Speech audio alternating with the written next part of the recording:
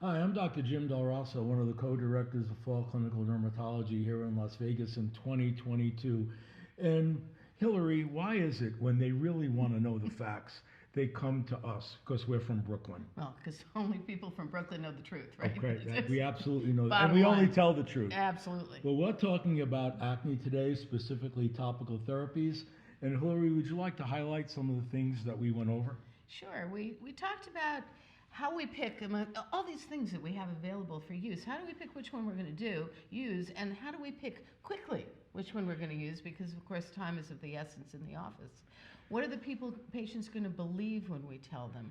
Are we thinking about their need for, they play sports?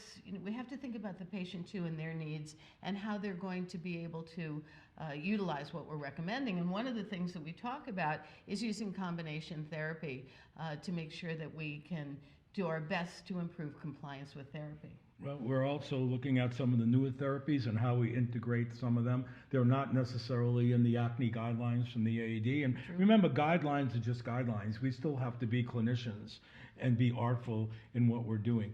Is there one particular tip that stands out to you? Probably one that you came up with rather than one of mine, but anything that you want to. Well, I mean, always have to keep it simple, stupid, right? That's the most important thing to do with acne, especially with teenagers. But also to maximize compliance, pick a product that perhaps has a very early onset of action and, of course, is always very well tolerated. Otherwise, they're just not going to use it. Maybe one day they'll talk about what we need. But right now, we're concerned about the patients. It's always great to see you. Same This here. is my buddy.